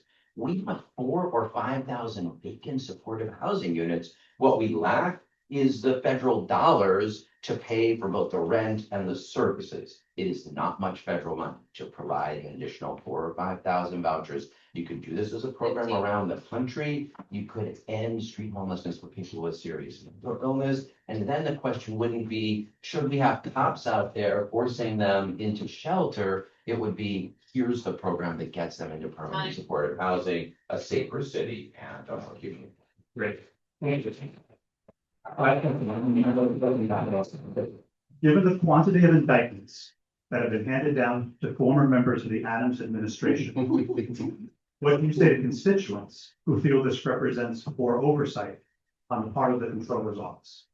Well, I would say that in many cases, the indictments come from research and work that we did in the controller's office. So believe me, we had our hands full. You'll remember we got that DocGo contract, $432 million no bid contract, canceled, tried to prevent it from being inked up front, immediately launched into an audit of it and got it canceled. We did audit after audit after audit, revealing corruption in the Adams administration. You don't have prosecutorial power when you're a controller. What you can do is put reports out. And on this $12 billion deficit, I started calling it out in April when I made my testimony to the city council. You can go watch the testimony I gave to the council. In August at the Financial Control Board, I sat next to the mayor and the governor and to all the press and explained in pretty big detail why Eric Adams' phony, lack of transparent budgeting, failure to account for the city PEPS vouchers, for police overtime, was opening a big hole in the budget. And the $12 billion number we actually released from my office in December. So the history books will reflect that we were very vigorous in our oversight of the Adams administration, that we won many contract cancellations, and we helped make sure that Eric Adams would be a one-term mayor, and that we did not get Mayor Andrew Cuomo to replace him. And I'm really proud of the role I played both as controller and in the mayoral campaign, making sure. Fantastic, thank you. So 2-minute closing. Great. Thank you guys again. I mean, this is a really dark moment and you guys all see it. It's hard to wake up every day in this country where there's abductions of our immigrant neighbors from the street, where the pride flag is taken down at Stonewall, where our president, takes over Venezuela and threatens Greenland every day, something new. What are we doing to fight back?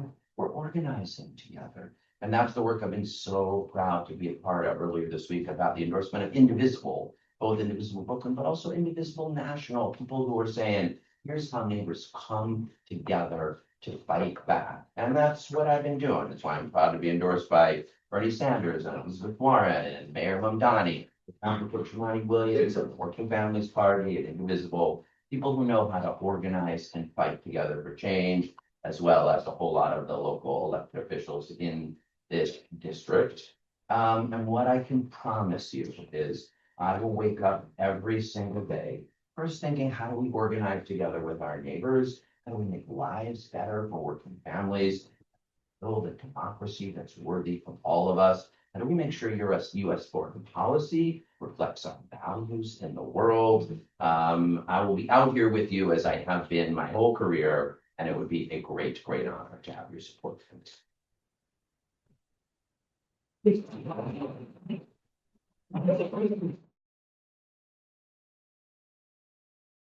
Hi, good evening. My name is Nickie Kane. I'm running for Congress in New York City with my dog, Noah. We recently saw a very historic win of Zohran Mamdani.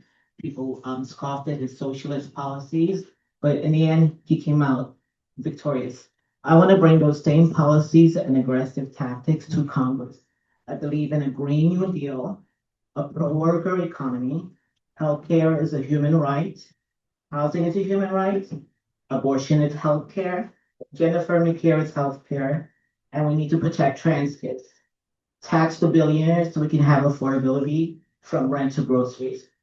I worked in advertising for the Publicist Group, retail at the Gap, HR at Disney ABC, where I managed employee files of people like Barbara Walters, Hugh Downs, and the other lady's name.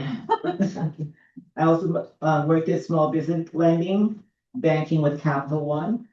I have a a certificate in web design, associates in new media, a bachelor's in psychology, and a PhD in nagging.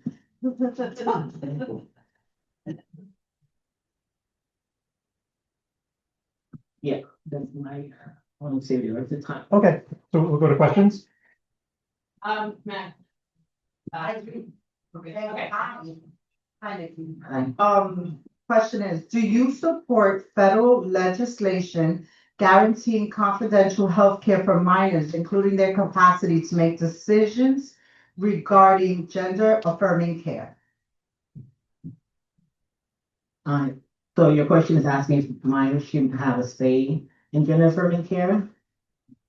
I believe everybody should have autonomy over their own bodies, whether it's abortions or gender affirming care. And as a transgender person, I knew from a very young age of what I know about myself. I took my transition very slowly. I did. Sorry, go ahead. Sorry, Nickie, we just wanted to keep trying. Go ahead, continue. Yes, I took my time in every step slowly, from counseling to surgeries to hormone therapy.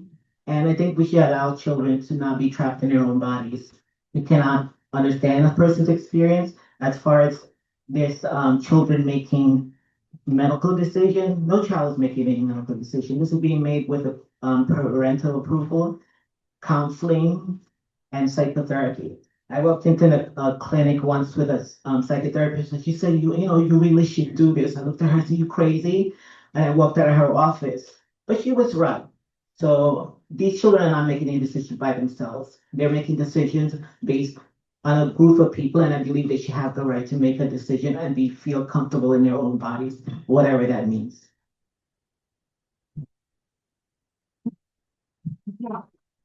So New York 10 faces an extreme affordability crisis with public housing residents, rent stabilization tenants, and working class families being priced out.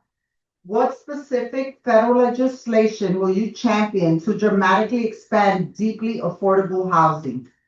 I don't believe there's a one size fit all solution to everything. I believe I'm the type of person, if something doesn't work, I move on to the next solution as quick as possible. I think we have certain things right now that work in enabling us to build housing, such as 421A, but I think we need to explore other options. I also think we need to take a real deep look at the spending in these programs and the management of these programs. I think we can use technology and software to track this. For example, I have an individual in my building that has Section 8, and this is not his primary residence. He uses this as like a, hookup spot.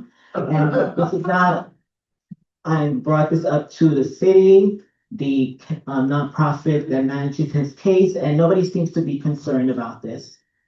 Okay, so I think those things can be changed too. I also think we can build on publicly owned property without giving the land itself over to developers.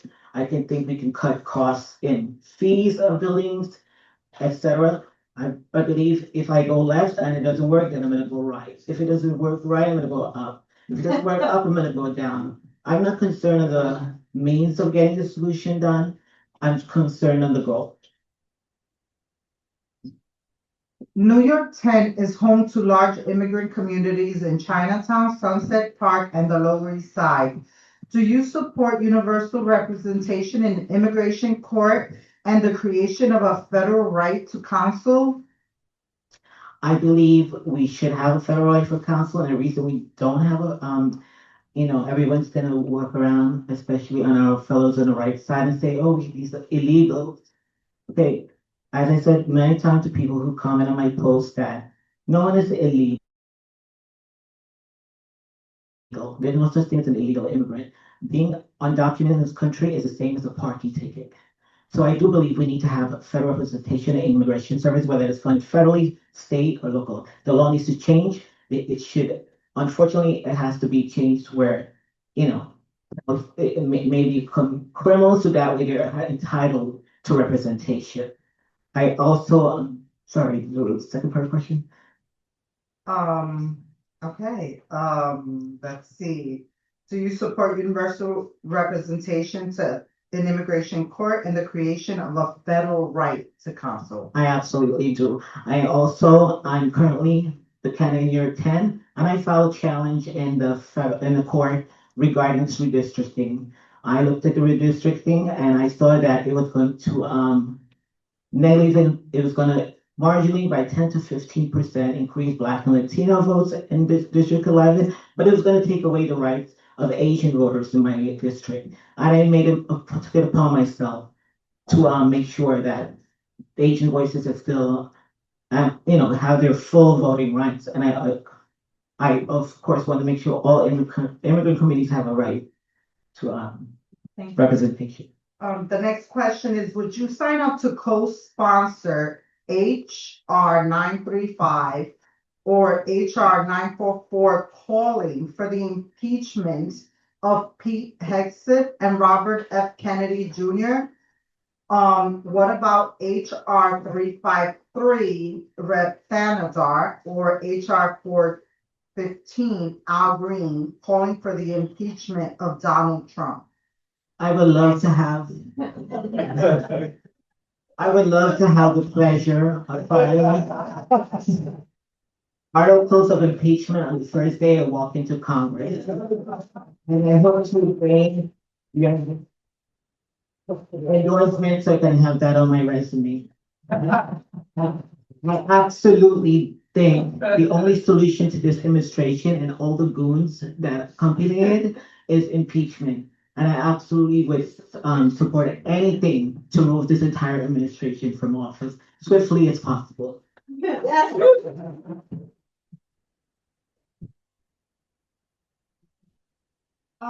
Okay, Lower Manhattan and Brooklyn waterfront communities are on the front lines of climate risk.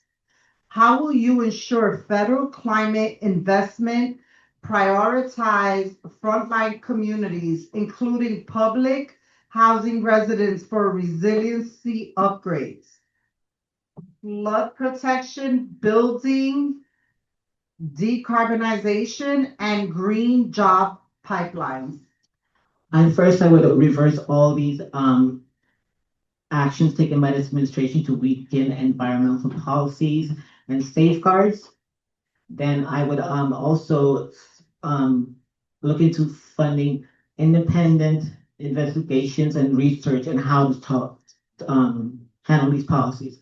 I don't like how the Brooklyn Marine Terminal policy has been tied to housing. I believe the housing and the Brooklyn Marine Terminal should be separate, and that's how I would handle that. I want to make sure that we have research and advice and experts that are not tied to any special interests or lobbies to make sure that we do have the best environmental solutions.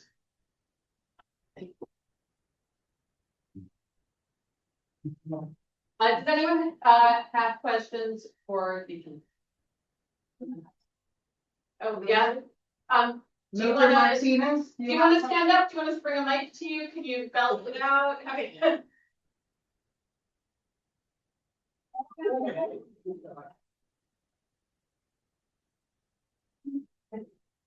I would like to know, there's a number of people in the Lower East Side that's pushing for forensic federal investigation to investigate what's going on with the hiking of the rents, the due process that was taken with regards to the Rat Tax Section 8 program, okay? And the mere fact that there's no one holding the profit market rate realtors accountable for not accomplishing, but they're getting the fundings. Don't get me started. Okay, I live in a building right now, and I fortunately receive a voucher that covers my rent. And this, I believe, is a 421A. I signed the lease for like 2286, and my landlord is getting paid almost $2,600. I brought this up against with the nonprofit that handles this stuff. I brought this up with the landlord, and I found out what they did is they swapped the page in my lease. Okay, so you know what I did? What Nickie does? Went to court and she filed a lawsuit. to handle their neighbor and to handle this discrepancy. And this is what I see the problem is. We have these nonprofits that are doing all these things, not managing these programs correctly, mismanaging funds, and nobody's paying attention to it. I don't believe the federal government is, to answer your question, is truly interested in these housing issues. They just want to harass and what this administration's been doing. But I believe we need a real robust look at how these nonprofits who manage these vouchers, Section 8, city facts, the landlords. And HUD. Exactly. As I said, HUD has been compromised. It does not suit us, you're not handling its functions. None of these offices and administrations handling their functions. You took a 2-minute close. I think Or 30 seconds, or how do you want to? if I can have one question around We here. don't, Oh, we're ready to move on to the next candidate. You did ask all the questions, if you could do a 30-minute close. Oh, probably gotta go home. again, my name is Nickie Kane. I'm running for Congress in year 10. I believe that healthcare is a human right, housing is a human right, and a pro-worker economy. And I believe we should tax the billionaires. I'm not running here to be interested in any special interest. I'm running because I want to be a thorn in Donald Trump's back. And I want to make sure that I have to ask you guys to please endorse me so I can have the pleasure of filing articles of impeachment on daily. Thank you.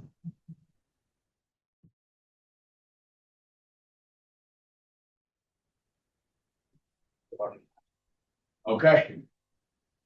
So I hear you've been here just a couple minutes. Anyway, it's great to be here with you. Thank you to Three Bridges and Grand Street for putting this together. Nice to see so many friendly faces. Since I only have 2 minutes, I'm jumping in. First, redistricting. I know a lot of people have it on their mind. I have no idea what's going to happen. It just went up to the US Supreme Court on appeal by the Republicans today. It's a totally different animal than 2022. It will be, I think, months before it's resolved. But regardless, I represent your communities now, and in the new district, I will represent your communities as well. And you are my neighbors, and you are the folks that I have been working hand in hand with for the last 2 years. 3 years now, 2 terms, and it has been a tremendous honor to be able to work so much with you. There are obviously significant problems in this country, and Donald Trump is getting worse and worse every day and getting more and more desperate every day. We are going to need someone, or many ones, in January of next year when we take back the House to hold him accountable. I have done that. I have done that successfully when I led the first impeachment investigation. And I am doing that now in many different ways. And I'll focus just on one because I think it's a good example of how I have approached this job, which is to push back, but also to do it effectively. The ICE dragnet of militarized secret police is unacceptable. And we have seen that over and over and over again. I came up with litigation to let members of Congress go in to do oversight, and I'm running a triage center out of my office that has enabled 13 immigrants to be released. That is just some of the work. Hopefully I can answer a lot more of your questions. Hi, Dan. Question. So the first question is, New York 10 faces an extreme affordability crisis with public housing residents, rent stabilized tenants, and working class families being priced out. What specific federal legislation will you champion to dramatically expand deeply affordable housing? Well, the first thing I'm going to do is work hard to pass my Robin Hood Act, which will make the super wealthy pay their fair share. And this is another example of how I am focused on not only supporting the right proposals, the right policies, but being creative and figuring out how we can actually get stuff done. My bill effectively would tax the super wealthy who have their wealth in stock or assets, and instead of selling the stock and taking capital gains taxes, they borrow against it. So Jeff Bezos pays a 1% tax rate. Elon Musk pays a 3% tax rate because they avoid paying taxes. This bill would tax those loans, and it would generate almost $30 billion of revenue, which would be more than enough with leftover for universal childcare and many of the other policies that I support. This, in terms of NYCHA public housing, first of all, today it was announced, I'm very proud, 80% of the NYCHA TA presidents in this district have endorsed me already. I have from the get-go been incredibly focused on our NYCHA friends, our residents. The conditions are unacceptable, and I have done everything from closing 374 constituent cases to banging on the door of Lisa Bova Hyatt and the NYCHA leadership, to everything in between, including introducing federal legislation. I carry the Public Housing Emergency Response Act, which is the money for capital improvement. And just this week, I introduced another bill that would enable heating to be paid through a boosted federal program through HUD that would be able to apply to heating in addition to security and safety. And we'll be pushing that through. You were a co-sponsor of legislation in Congress for universal child care. But when the mayoral candidate, Zoran Mandani, whom over 60% of your district voted for, ran on a platform of free childcare for New Yorkers, you did not endorse him. Why, and can you explain what the political will of your constituency means to you in practice? Well, I've always, during the campaign and even before, been very supportive of Zoran's agenda, his affordability agenda. When he was in the assembly, I worked with him on a pilot program for free bus fares. As you indicate, I'm very supportive of universal child care.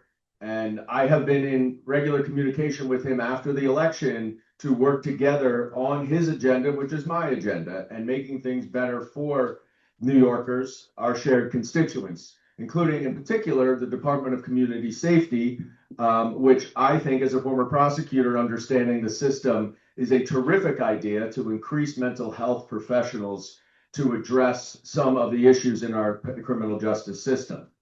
I took a view during the election that was really based on my values, my morals, and what many constituents had said to me of what their concern was. That is in the past. He won. I have congratulated him, and I have been working with him and look forward to working with him going forward. And we're already doing that, and I will continue to do that.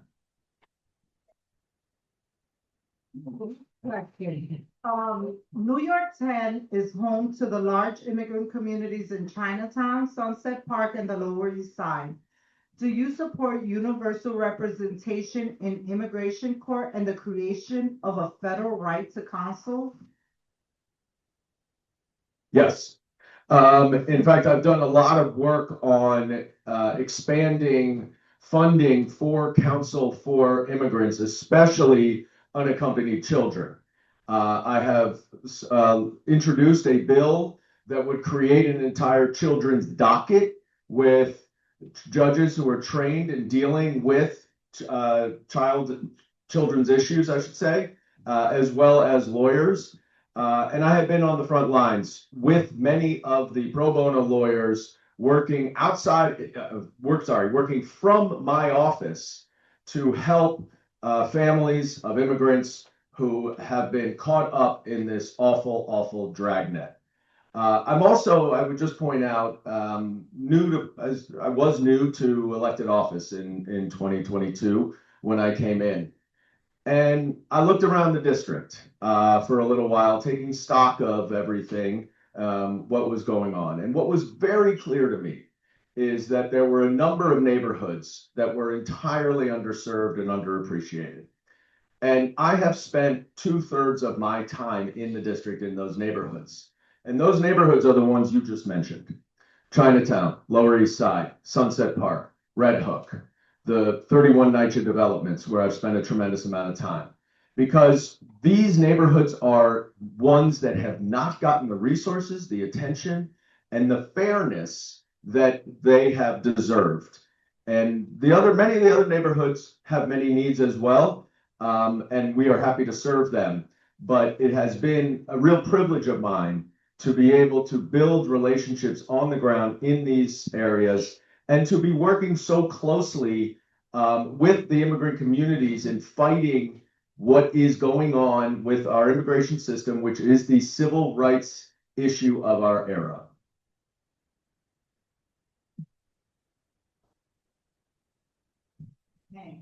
Do you support federal legislation guaranteeing confidential health care for minors, including their capacity to make decisions regarding gender-affirming care? I believe that healthcare issues for children should be decided by parents and doctors, and that the federal government should stay out of the doctor's office. I think this is a decision that the government should not be legislating. And similar to reproductive freedom, let people make the decisions for themselves. Let parents and children and doctors make those decisions. The government has no place in the doctor's office. And that actually, I would just add, since I have 1 minute and 40 seconds, is I think a really important message for Democrats broadly to start pushing forward, because it is individual freedom at its core. It is reproductive freedom. It is the freedom to be who you want to be. It is the freedom to love who you want to love. It is the freedom to marry who you want to marry. This is a common strain through so many of the issues that we are fighting back against this authoritarian regime. And it's one that every American understands. We have now taken back that word from the Republicans, because we recognize that there are many things that people should be able to decide themselves without interference from the government. And that includes gender affirming care, it includes reproductive freedom, it includes trans rights, it includes LGBTQ rights. This is essential for us to understand that it's all part of the same broader picture. It's all part of the same broader puzzle. And I would just add, I was over at Stonewall today where we re-raised the LGBTQ, the pride flag, after Donald Trump took it down. And we will be back there every day to make sure that that representation of one of the most important monuments in our city remains. But it is hate that we are fighting against, and it is hate of all kinds. And we need to unify together from all backgrounds against hate of all kinds.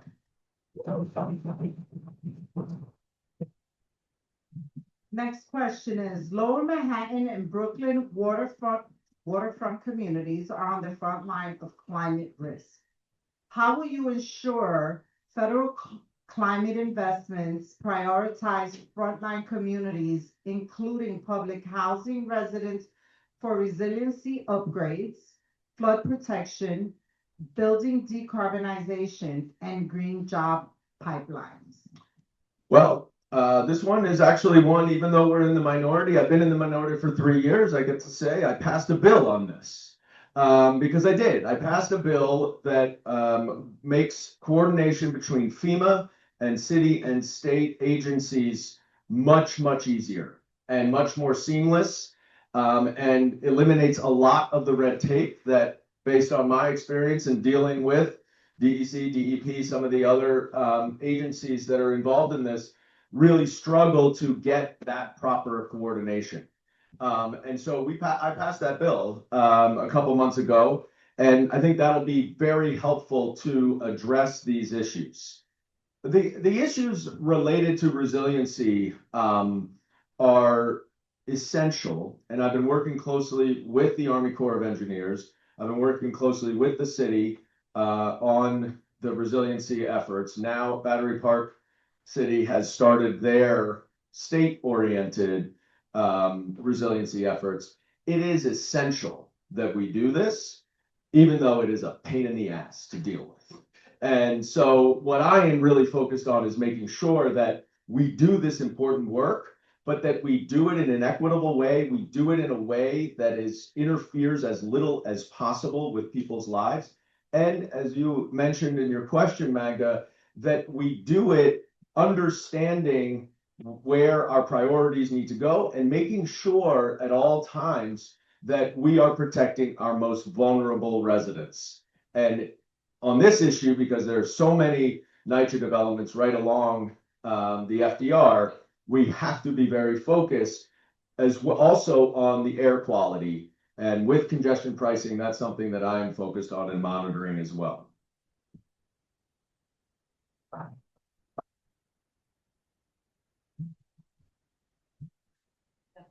Okay, we got time for one more question. So why are you not a co-sponsor of HR 935 or HR 944 calling for the impeachment of Pete Hegseth, right? And Robert F. Kennedy Jr.? Why have you not signed on to HR 353, Thanador Street, or HR 415 Green? Why have you not introduced articles of impeachment against Pam Bondi? Yeah.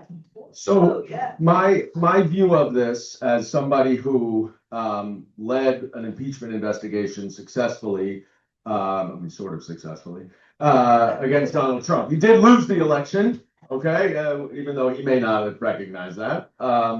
But impeachment is a serious issue that the Republicans have completely trivialized. What I think is most important about impeachment right now is, well, I shouldn't say the most important. What is as important is the investigation, in addition to the articles themselves. And if you just introduce articles of impeachment without doing the investigation, you are not informing the public of the corruption, of the abuse of power, of the terrible things that all of these people are doing. And they have done impeachable offenses. But to me, it's really important that we bring the public along, that we do the investigation, that we uncover the depth and the breadth of this corruption in this administration so that there is a public and political backlash. It still is very important. And I anticipate if I'm there leading these investigations, which I will be, because most likely I will be the chairman of the Oversight Subcommittee of the Judiciary Committee next January. So I will be working right alongside Jamie Raskin, doing all of these investigations, which is, of course, the thing I know how to do best and have done before. And it's going to be vital that we make sure we do these investigations, because the reality is nobody's getting convicted in the Senate these days. But it's still important. It's still really important that we hold them accountable. And that's why the investigation is so important, and why I think it sometimes misses the mark if you're just voting on articles of impeachment to make a point. Thank you. We have a 30-second closing. 30 seconds. Look, I will just say this. I have really enjoyed getting to know so many of you. I hope the ones I have not gotten to know, I will get to know. It has been a true honor to represent you. And I have been really grateful to be in this fight with you right now. I want to stay in this fight. I want to focus not only on the national issues, but on making sure that your lives and every single life of every person in New York City gets better. And that's what I'm focused on, is getting results to make people's lives better. And I urge and hope for your support so that I can continue to do that. Thank you.